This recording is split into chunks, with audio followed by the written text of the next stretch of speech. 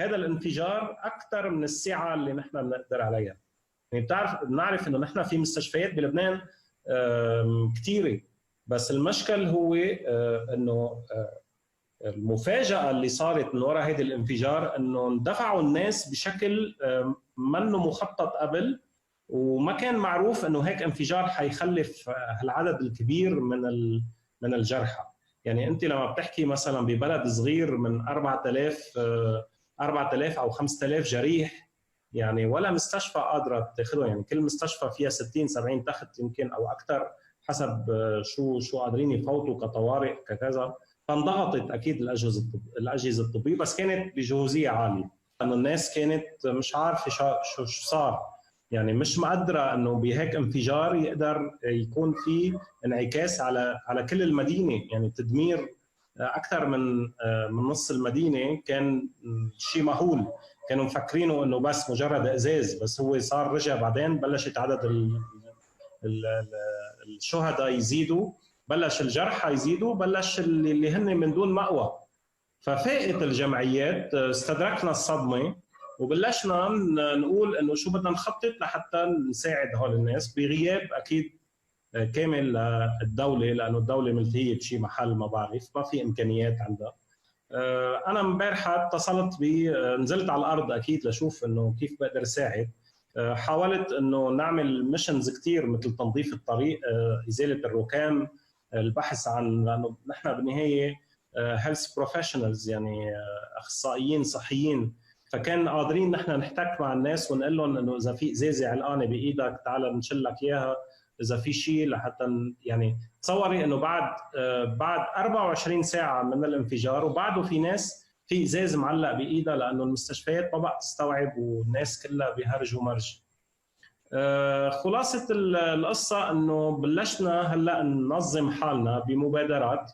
هالمبادرات قاموا فيها طلاب، قاموا فيها معالجين طبيعيين على الفيسبوك.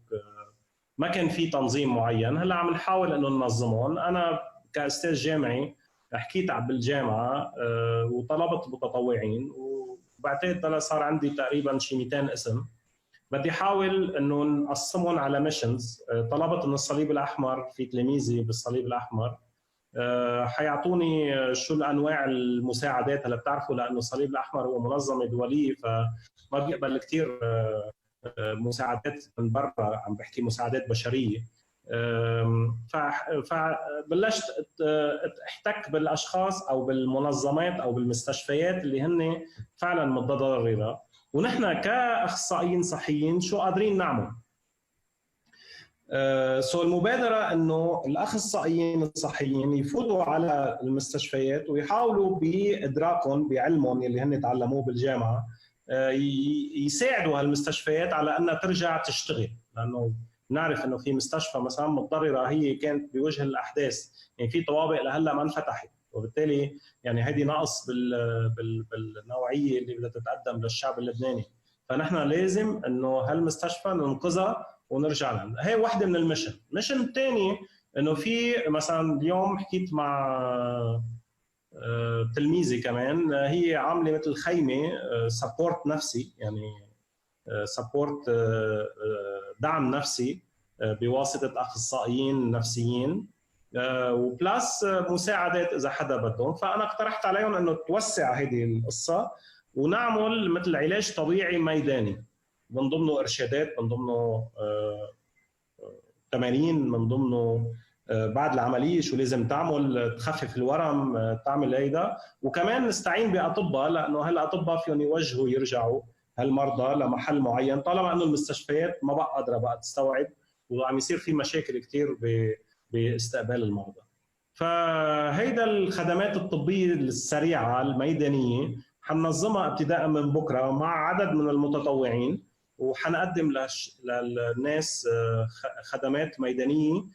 لانه كمان الاقتراح كان على اساس انه نروح على بيوتهم. المشكل انه نحن مع هذا الانفجار عندنا مصيبه ثانيه اللي اسمها الكورونا، فنحن ما قادرين كمان انه نزيد الاصابات بين المتطوعين ككورونا ويرجعوا يصير عزل وبي سي ار و100 شغله. فلا نعملها ميدانيا مع اتخاذ كافه الاجراءات في حالات كثير كثير كثير كثير صعبه. واكيد حتبين يعني عم نحكي نحن بعدد الشهداء، بس اكيد عدد الجرحى حيكون كثير، في معاقين كثير، في ناس مشقفه، في ناس طايرين عيونها، في ناس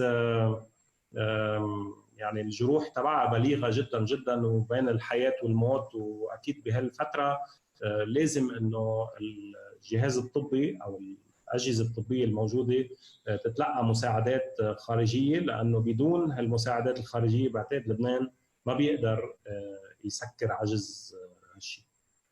هي الشغله سياسيه وامنيه وعسكريه، وانا ما عندي راي بهذا الموضوع. انا كمواطن لبناني شفت في كارثه كثير كبيره، ما كنت بتوقع انه حتكون في كارثه تدمر نص عاصمه، عاصمه بلدي. فاكيد انا مفجوع، مثل ما يمكن انا ما تضررت مباشره، بس اكيد تضررت كمواطن لبناني، واكيد بدي اعرف الحقيقه، لانه لازم نعرف انه ليش صار هذا الانفجار وكيف دمر العاصمه.